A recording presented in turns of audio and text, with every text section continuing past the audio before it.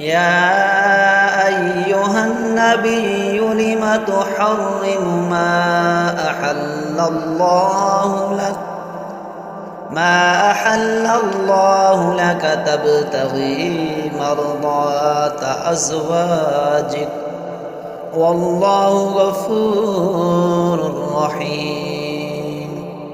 قد فرض الله لكم تحلة أيمانكم والله مولاكم وهو العليم الحكيم وإذ أسر النبي إلى بعض أزواجه حديثا فلما نبأت به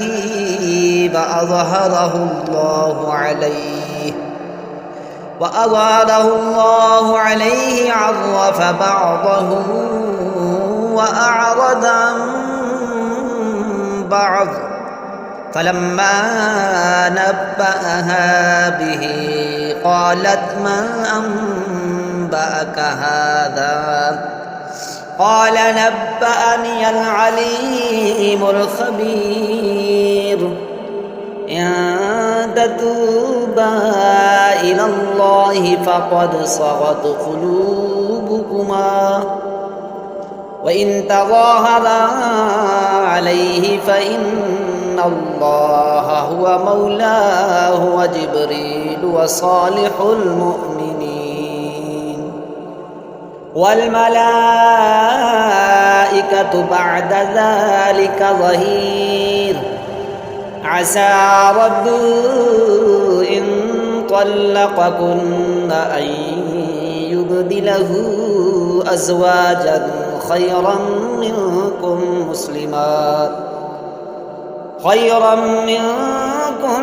مسلمات مؤمنات قانتات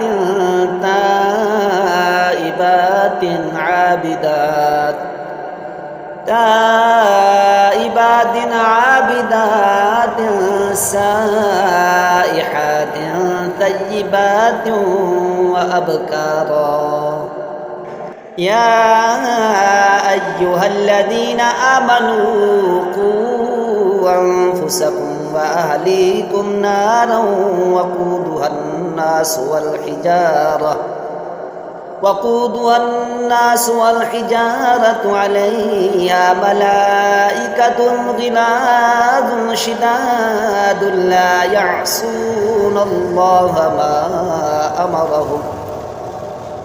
لا يعصون الله ما أمرهم ويفعلون ما يؤمرون يا أيها الذين كفروا لا تعتذروا اليوم إنما تجزون ما كنتم تعملون يا أيها الذين آمنوا توبوا إلى الله توبة نصوحا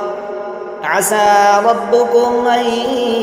يكفر عنكم سيئاتكم ويدخلكم جنات تجري من تحتها الأنهار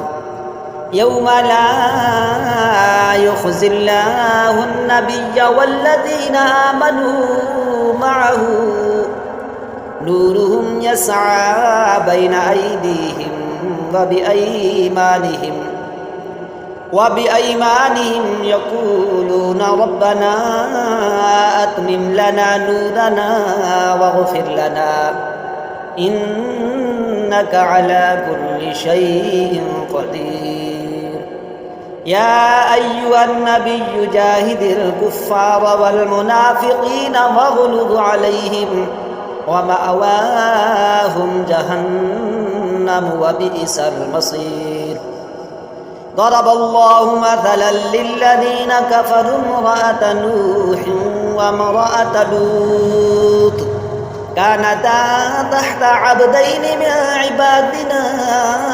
صالحين فخانتاهما فلم يغنيا عنهما من الله شيئا وقيل ادخلا النار مع الداخلين. وضرب الله مثلا للذين آمنوا امرأة فرعون إذ قالت رب ابن لي عندك بيتا في الجنة ونجني من فرعون وعمله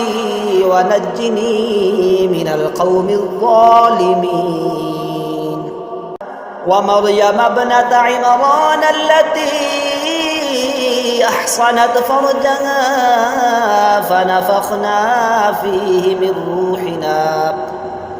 فيه من روحنا وصدقت بكلمات ربها وكتبه وكانت من القانتين.